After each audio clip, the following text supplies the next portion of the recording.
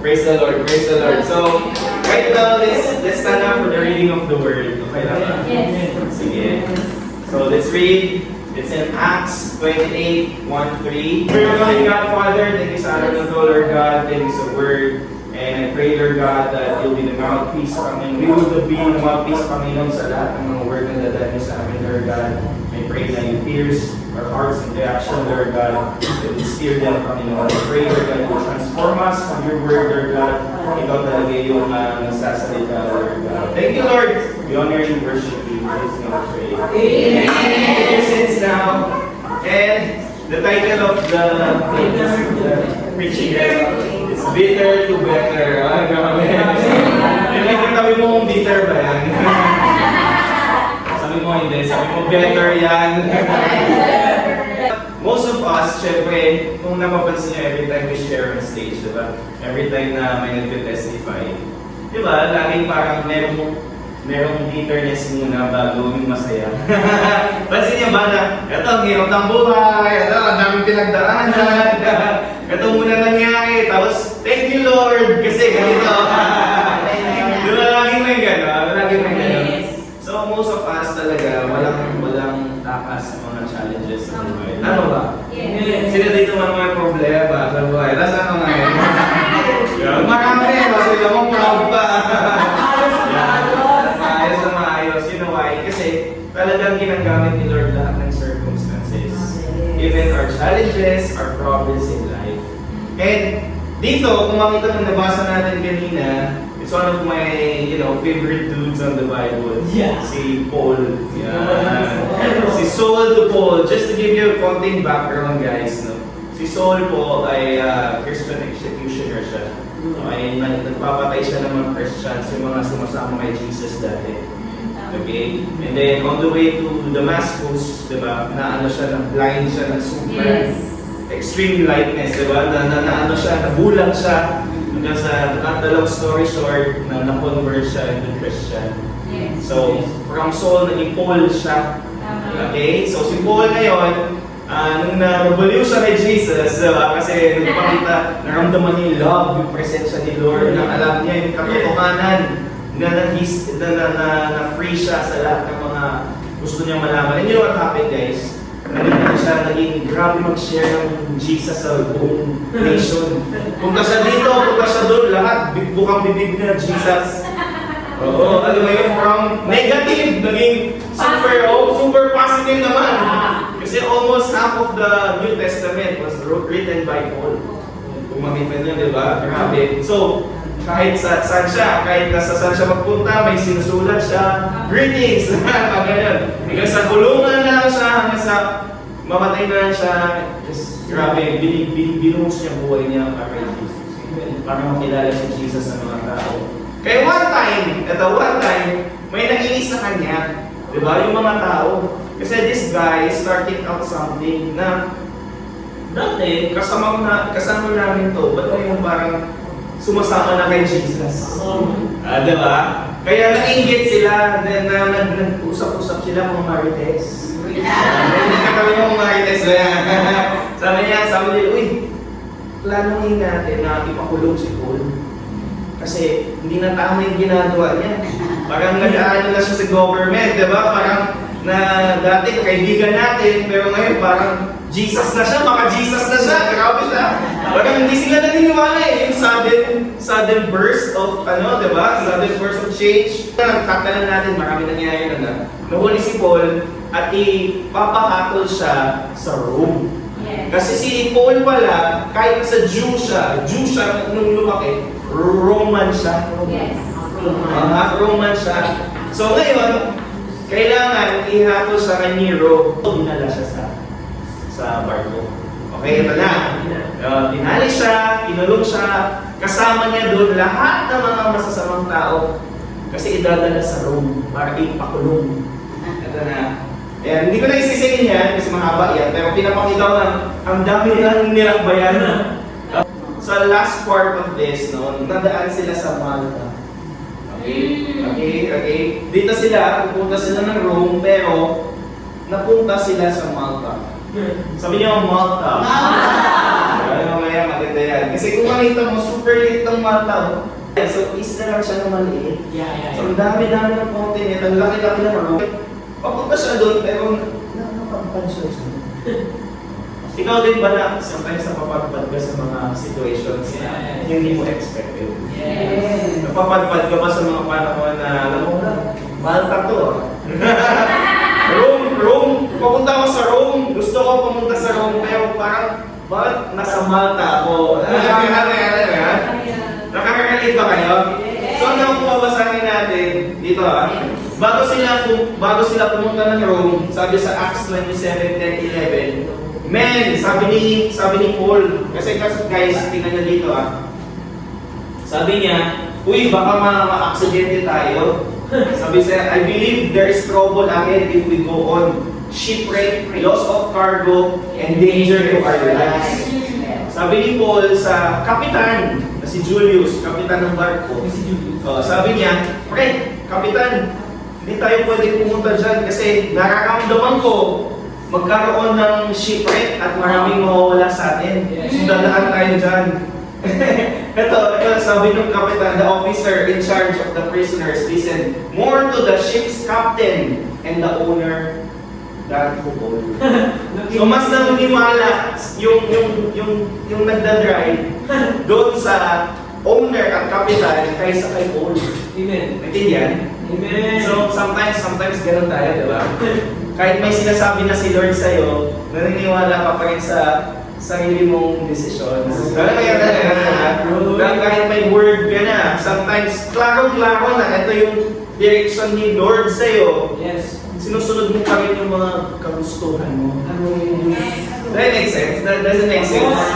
Na feeling mo na mas tama yung ginagawa mo. And you know what? I'm also guilty with that. Diba? In choosing your loved ones dati, in choosing your careers, in choosing whatever, right?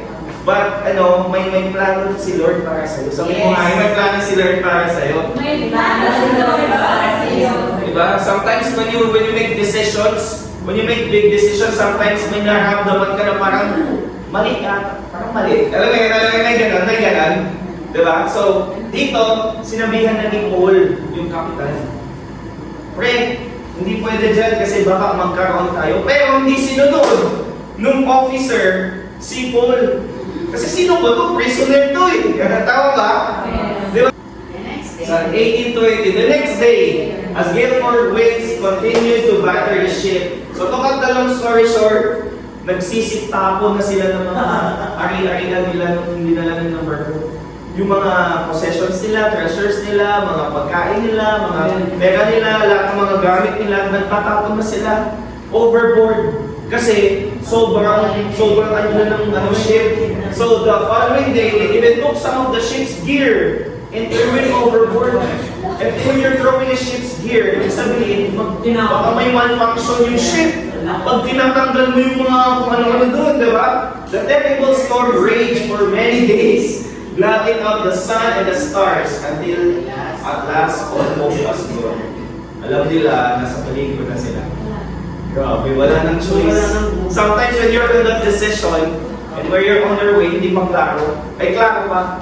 Pero when you're in the moment na ilang days na wala, parang ang hirap, there's no turning back. Tama po ba? Sa 27-21, no one had eaten for a long time din.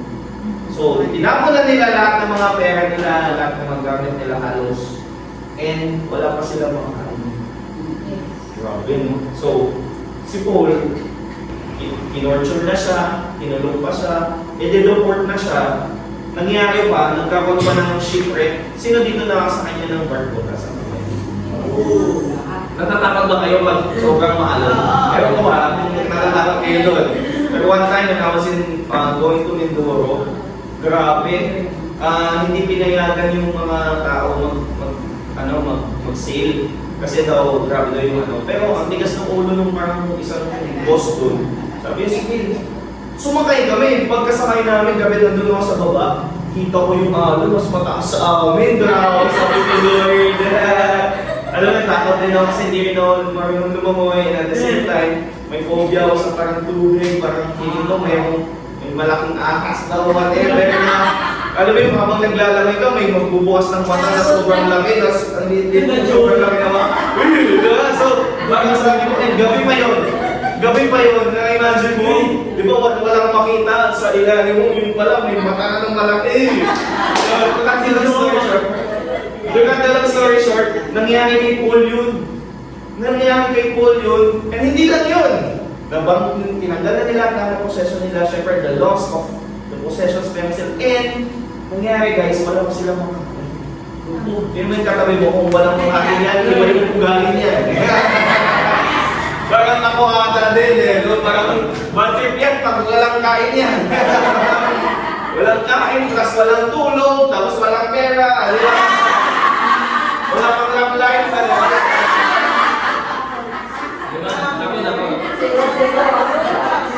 So ngayon, sabi dito, sabi ni Paul, nung wala na sila makain, gutom na sila, nung narinig niya siguro yung tiyan ng isang kasama niya, sabi niya, "Men, you should have listened to me in the first place." Kung itagalog, sabi ko sa iyo eh. Di ba? May ganun ba? Sabi ko sa iyo eh. In the first place, and not left Crete. Kasi dun yung way na gusto ni Paul, di ba? So, you would have avoided all this damage and loss. Grabe. Sometimes pala when we don't follow God's word or God's promises or God's direction in our life, sometimes we may encounter a lot of damages and loss. Amen, amen? Amen. Kaya maganda dito guys, yung tingnan mo, pero after that, kahit damage and loss na, sabi dito yung Paul, but take courage. Motivational speaker din before. Kahit ano na nangyari sa kanya, di ba? Nakulong na siya, binugbog na siya, dinalabas siya, nanawala pa ng mga, nagutom pa sila, hindi pa nakinig sa kanya. Pero sabi niya, pero okay lang yan. Sabi niya, okay lang yan. Sabi niya dito, sabi niya, none of you will lose your lives. Walang mamatay sa atin. Kahit magutom ka, hindi tayo mamamatay. Kahit nagbawalan ng maraming bagay sa atin, hindi pa rin tayo mamamatay. Kasi sabi dito, even though the ship will go down, yung bangka mo or yung barko mo or kung ano man yung dinadala mo parang barko sa buhay mo, pwedeng mawala yun. Pero, hindi tayo mamamatay. Amen. Yun ang sabi niya, for last night, an angel of God. Si Gabriel po yan. Gabriel. An angel of God, whom I belong and whom I serve, stood beside me. Grabe, last night daw, nung nasa barko na sila, gutom siya, an angel of God appeared. Guys, tanong ka ba? Bakit kaya mag-appear yung angel of God? Tingin nyo. Alam niyo bakit? Paul is praying. Hindi naman mag-appear yung angel of God ng bigla-bigla. Hindi ka nag-pray. Right? Kaya kung magdito na dito, for last night, an angel of God, whom I belong and whom I serve, stood beside me habang nagpa-pray si Paul. Grabe. So sometimes pala, before you do something stupid, before you do something crazy, you make a big decision, kailangan na talaga pray. Tama po ba? Yes. Kasi kung makita mo dito, There is direction and revelation. Amen? Yes. Amen? Alam mo ba yung revelation means a sudden burst of knowledge from God. It's like, uy, teka lang, revelation yun. Di ba may pinapakita si Lord sa iyo, tawag doon revelation. Sabi niyo revelation. Di ba kung knowledge natutunan mo sa tao, yung revelation natutunan mo sa kay Lord. Galing kay Lord lahat. Yes. Word niya, marinig ka, may manangyari sa iyo, revelation yun. So, wag na wag niyo, for me wag na wag niyo baliwalain yung revelation ni God. Kasi si Paul, though may revelation siya, he doesn't control the ship, may officer, yung tuloy, napahamak sila. Amen? Amen? So kaya, before anything else, mag-pray kayo for revelation bago kayo mag-set sail. Amen? Amen. Amen. So dapat may revelation. And you know what? Ito na. Di ba nagutom na sila? Sabi niya, sabi ko sa'yo eh. Pero okay lang yan. Hindi tayo mamatay. Though, masisira yung barko natin, mawalan tayo ng mga possession, magugutom tayo, pero hindi tayo mamatay. Kasi may revelation si Lord sa atin kagabi. Sabi niya, ito, and he said, yung angel, sabi kay Paul, don't be afraid, huwag matakot. Sabi mo sa kanabi mo, huwag kang matakot. Bakit kaya sinabi ng angel of God na don't be afraid? Tingnan niyo bakit? Tingnan niyo bakit? Apart from his praying, kasi takot din siya. Oh, ikaw ba naman? Wala ka namang kain, nakaposas ka pa siguro, tapos nandun ka pa, madilim pa, sa gitna ka na, sira-sira na yung barko mo, wala ka namang gawin, tapos kasama mo yung mga inmates. Alam mo ba, 276 sila sa barko. Grabe, ang dami nilang mga kasama dun. So, sabi ko, nagpa-pray si Lord, kaya dumating si angel, sabi niya, don't be afraid. Kasi siguro, takot din si Paul. Kasi tao lang si Paul eh. Tama mo ba? Yes. O, kaya, normal matakot. Sabi mo sa katabi mo, normal matakot. Pero don't let fear stop you for doing things. Diba? That are you destined to do. Diba? Normal matakot, pero don't let fear stop you doing things. Anong purpose ni Lord para sa'yo? Kasi si Paul, takot din siya. Kaya nga nag-pray din siya Lord. Tapos dumating, sabi niya, don't be afraid. Kasi nakita niya yung afraid. Pero, for you will surely stand trial before Caesar. Ibig sabihin, mapupunta ka doon sa hatol mo. Naiintindihan niyo yung kwento kanina? Di ba dinadala siya para mahatol siya? Hatulan, para mahatulan siya. Thank you. And what's more, God in His goodness has granted safety. Grabe. To everyone sailing with you. Dami. Kaya,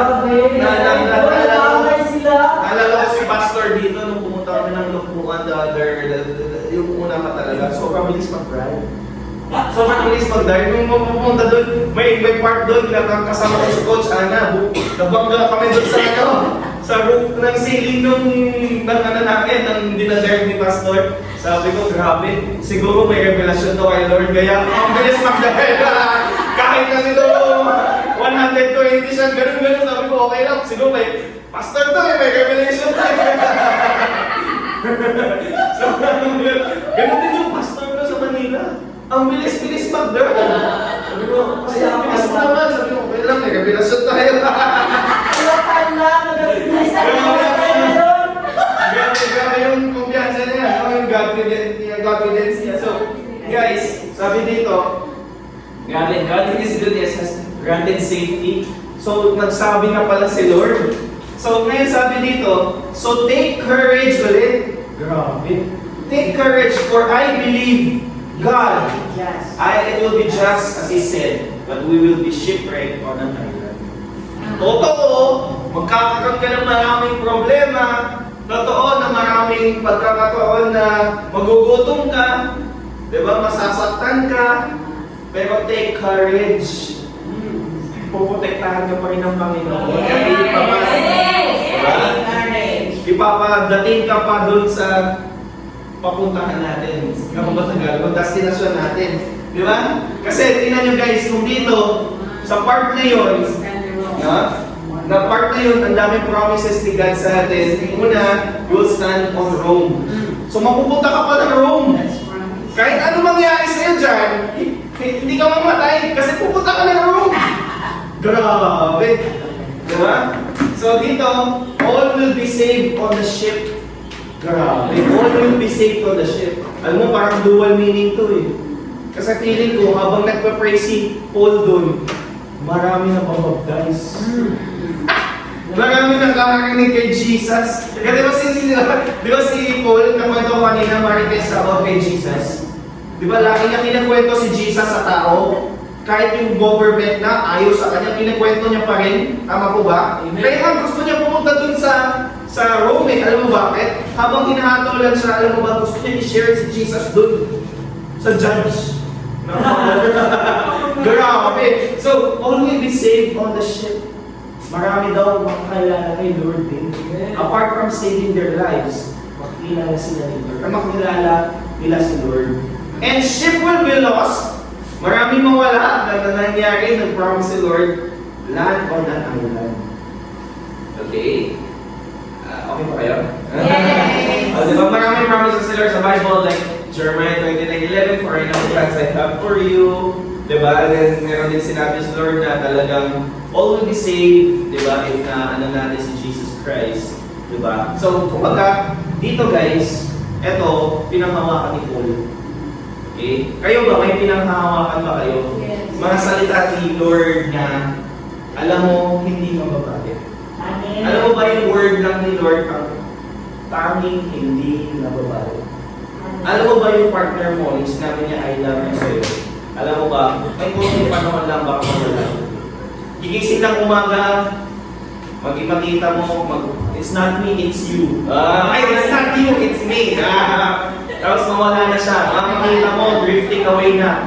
Fleeting, yung feelings ng tao pwede magbago. Pero yung salita ng Diyos will remain like consistent, constant forever. Klaro? So, guys, kung may panghahawakan mo yung mga salita, yun yung salita ng Diyos, ng Lord. Okay? So, ganun ginawa ni Paul. And then, the moment came, the shipwreck. Eto na. Okay, mahaba yan, pero hindi ko na masahin masyado. Okay, pumunta sila dyan, tapos 90 feet, about midnight, 14th night of the storm. Imagine mo, 2 weeks ka walang kain. Kaya naman, 2 weeks walang kain. 2 weeks ka walang kain, as your fingers, river, blah blah blah. So guys, tingnan na dito, storms make us faithful. Tama po ba? Kala natin, problema natin para i-reklamo lang natin kay Lord, ganun. But true enough, storms make us faithful. Why? Kasi the moment nung nandun sila, then the sailors tried to abandon the ship. They lowered the lifeboats, going to put anchors. But Paul said to them, commanding officer, you will all die unless the sailors stay aboard. Alam mo ba, the soldiers cut their ropes to the lifeboat and let them drift away. Ibig sabihin, dati hindi sila naniniwala kay Paul. Tama? Pero nangyari, yung storm sa buhay nila, di ba, nawalan sila ng possession, di ba? That moment, naniwala na sila kay Paul. Grabe, siguro nakipag-pray din sila kay Paul. Kasi nakita nila, ito nga, decision namin to kanina, ito nangyari. Ngayon, maniwala na tayo sa may revelation. Grabe. And sometimes storms in our life, nagpapatibay sa atin. Tama po ba? Though, akala natin, medyo mapait siya, pero parang vitamins nga eh. Diba? Medyo mapait nga, but once you take it, mas naging mabuti ka. Mas naging malakas ka. Yes. Matibay ka. Tama po ba? So, storms are actually God's tool for us to be faithful. More faithful. Klaro? Kaya tingnan mo, pansin mo, sometimes mga tao magpipray lang pag walang-wala. Hindi sila naniniwala. Alam mo, nung nangyayari na sa kanila yung tragedya, that's the time na they pray, di ba? They believe. Kasi kung makita mo, Paul urged everyone to eat. Grabe, no? Wala nang makain, sabi pa ni Paul, kain kayo. Diba? May ganun ba? Diba? You have been so worried. Sabi ni Paul, grabe kayo nag-aalala. Sabi niya, that you haven't touched food for 2 weeks. Grabe. He said, please eat something. Ito please eat something now for your own good. Sabi niya, for not a hair of your head will perish. Wow. Grabe. Sabi niya, ito yung point ni Paul eh. Alam mo ba, hindi tayo mamatay sa shipwreck. Huwag kayo mag-alala. Kumain kayo. Kasi pag hindi kayo kumain, baka mamatay ka sa gutom. Kaya kumain kayo para mangyari yung purpose ni Lord sa atin. Yes. Mag-gets yan? So kaya kumain kayo. Magpalakas kayo para meron tayong magagawa para sa purpose ni Lord. Hindi kayo mamatay sa tragedya. Di ba? Kaya kumain tayo. Grabe, sabi niya. Grabe, nakita niyo yung ano ni Paul na sobrang alam alam niya anong mangyayari sa'yo. Hindi tayo mamatay, kaya kumain kayo. Huwag niyo sirain yung plano ni Lord para sa'yo. Yes. You know what I mean? So, sabi dito, then, He took some bread. Give thanks to God before them all. Ah, grabe. Nalimutan ako dito. Di ba, dati hindi sila niniwala. Lahat sila prisoner. Lahat sila hindi naniwala, di ba? But He took some bread, si Paul. Kinuha niya yung bread. Ginano niya, share niya. Tapos sabi niya, tinake God niya. Nag-pray sila. Amen, amen. Yes. Kaya nakita mo yung promise nila yung pangalawa, di ba? Maraming will be saved. Kasi marami sila nag-pray kay Lord that time. Di ba? Then everyone was encouraged. Grabe. Guys, tignan nyo guys ha. Well, everyone was encouraged and began to eat. After nag-pray, lahat sila kumain. Grabe. So nag-pray na sila bago kumain. Dati wala silang pakialam. May kakilala naman na hindi nagpa-pray bago kumain. So eto, after the shipwreck, after the storm, they prayed before they eat. Grabe, grabe. So di ba naging mas faithful sila? Di ba, tama? So, all 276, yung nabanggit ko, of us who were on board was praying. Grabe, praise the Lord. After eating, the crew lightened the ship further by throwing the cargo overboard. Shipwrecks lead you to a place where God called you to be. Papunta sila ng Rome, pero yung hangin, yung storm na navigate yung barko nila papunta sa Malta. Okay? So, yeah, akala natin, yan, dito na yung first verse natin kanina. So, nasa Malta na sila, safely on Malta. Malta is a small island. Okay? Small island, very small, na wala naman masyadong special doon. Okay? Pero, for me, Malta, no? Malta is a place and an experience at the same time. Kayo ba? Nasa Malta ba kayo? You know, Malta is a place wherein kinakabahan ka, wala kang makain, problemado ka. Di ba kung makita mo si Paul, series of problems, patong-patong. Akala mo wala nang problema, di ba? Kasi nakulong na siya, di ba? Hindi na siya binubugbog. Tinanggal na siya doon, nilagay na siya, akala mo wala. Pero nagkaroon pa ng storm, nagkaroon pa ng gutom. Ngayon, nasa Malta na sila, sabi niya, yes! Finally, nasa Malta na kami, pero ito na, ito kalupit. Alam mo yun, sino naka-experience din ng problems after problems, after problems, after problems? Alam mo yung patong-patong na? Sometimes, ano ba ito, Lord? Patong-patong na! Alam mo ba yan? Naintindihan niya yun? Pero sometimes, guys, it's just Malta. It's a Malta experience. Kasi tingnan nyo, nasa shore na sila. Wow, sabi ni Paul, ha? Finally, nasa shore na kami. The islanders showed us unusual kindness. Kung babakit ng mga islander. Kung makita mo, nandun sila, uy, welcome. Nakita nila, nandun yung shipwreck, diba? Sira-sira yung barko. Sira na, wala na. Sabi niya, they built a fire. Grabe. Alam mo yung bonfire? Yeah. Diba ginano nila? And welcome us all because it was raining and cold. So, walang nakita mo yung tsura ni Paul? Ang payat na niya kasi 2 weeks pa naman tapos bread, di ba? Yeah. Tapos nasa lakot pa sila, di ba? Masyadong malamig, di ba? Tapos nakita mo yung tsura nila. Puro siguro puro seaweed, yung kalawa, hindi ka lang. Pero di ba nandun sila parang, ayun nga rin, ayun ganun yung tsura, aw-aw-aw. May ganun kayo, di ba? Tapos nandun, hi, welcome, gawa tayo ng bonfire. Ay, grabe, no? And Paul gathered a pile of brushwood. Ito na, guys. Nag-gather siya. Siyempre, tinulungan niya yung mga tao. Siyempre, nagpapa-ano sila ng apoy. As he put on the fire, a viper. Ano yung viper? Ahas. Ahas na may venom.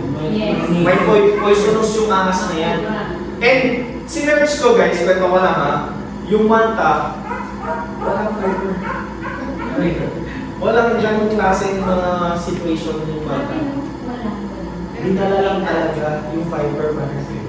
Why? Mamaya makita nyo. Diba? Diba? Bakit eh? Dahil kung makita mo, driven out by the heat, fastened himself on his end. Alam mo yun? ginanon, fasten, di ba, fasten your seatbelt. So, ginanon yung Viper yung ano niya, fangs niya doon sa kamay ni Paul. Di ba? Grabe yung problema. Kala mo okay na. Yes, nakarating na kami. Ang init na. Pero teka lang, kukulit ko, kuha tayo ng wood. Pag ganun ng wood, Diyos ko, meron na namang ahas! May ganun ba? Nakala mo, solve ka na sa isa, may ahas na naman! Meron ba ganun? Amen? Wala ka lang ba yung ganun? Ha? Parang toko! But anyways, di ba? Okay na, sabi ko, okay na, yes. Mag-warm na, okay na to, may tao na, may pagkain na dito, okay na. Pero may ahas na naman. Ito, here's the thing. Nakita nung Islander yung snake. Nakita niya nakabitin yung snake. Nakatakot ba yung snake? Yeah. Oh, imagine mo nakabitin sa kamay mo. Ano reaction mo? Tama mo ah. Oh, sabi dito, hanging from his hand. Grabe dito.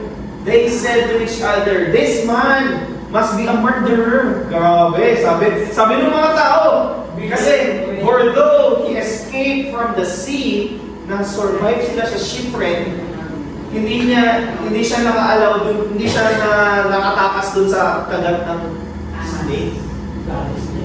Grabe man. Di ba? So kung makita nyo, grabe.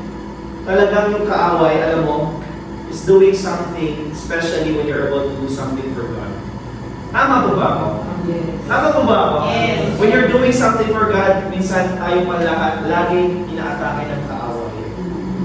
Kung makita mo, pwede naman lahat ng hayop at viper ba?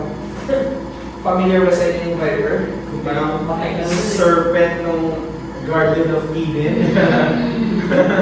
So parang familiar lang na parang, hey, test lang kita sa viper ulit. So, pero kinagat. Pero, ito malupit. Hindi hinayaan ni Paul kung ano yung nangyayari sa labas, ma-influence yun.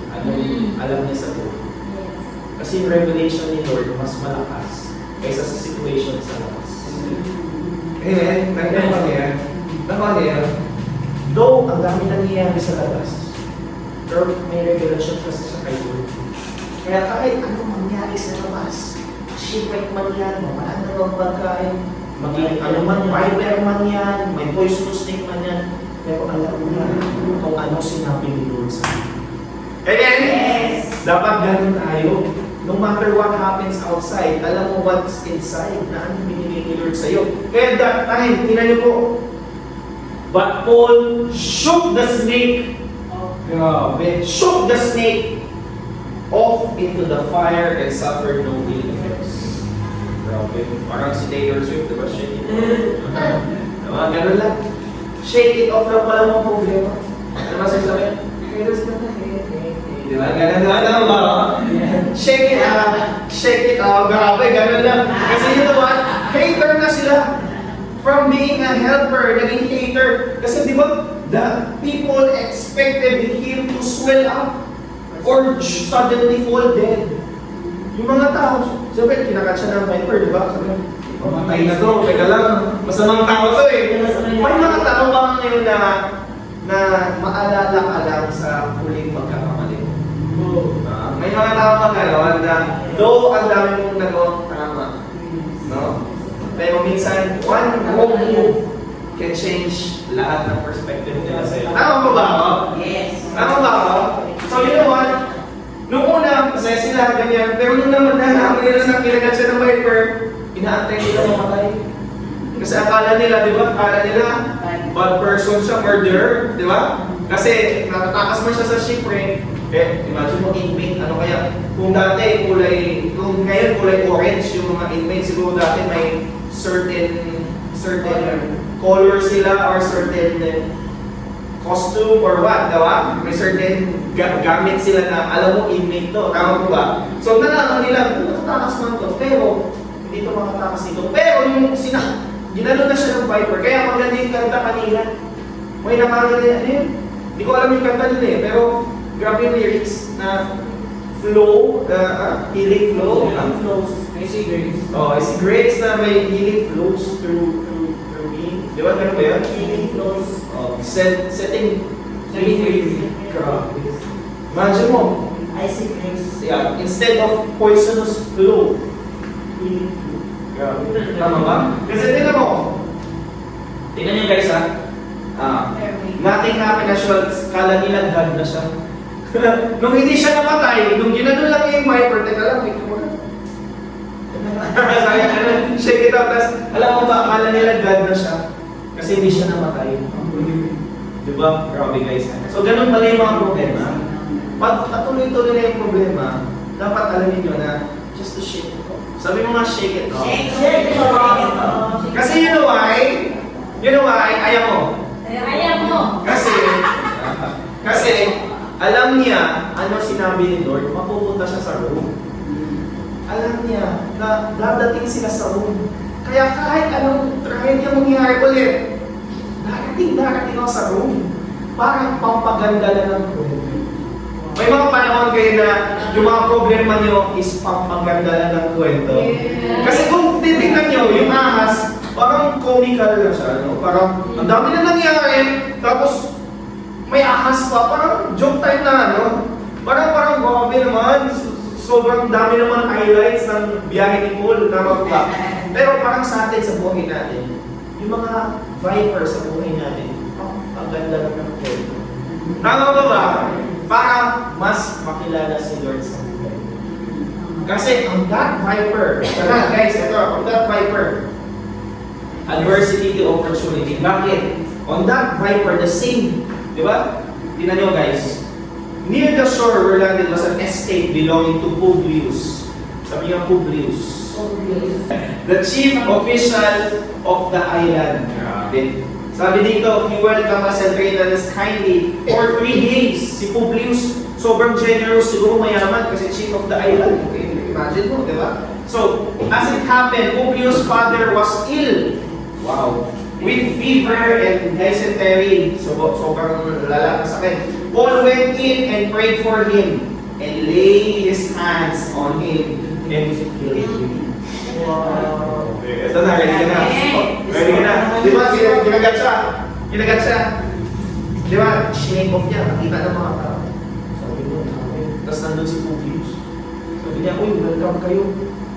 Kumakain kayo sa sabakan. Habang kumakain sila sa sabay for 3 days, nalaman ni Paul na yung tatay may sakit.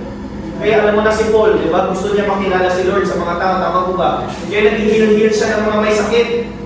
Sino may mga sakit dito? You are healed in Jesus' name. Alam mo ba? Alam mo ba? Hinil niya. Ito malupit. Ready ka na. Ready na. Listen ha. Last 2 minutes. Last 5 minutes. Ginano niya si yung lay hands niya yung father niya. Father ni Publius. Ready ka na guys? Yes. He healed the father of Publius. Nakakabaliw. Hindi naman mas nakakabaliw doon. Ready ka na? Yes. Ready na?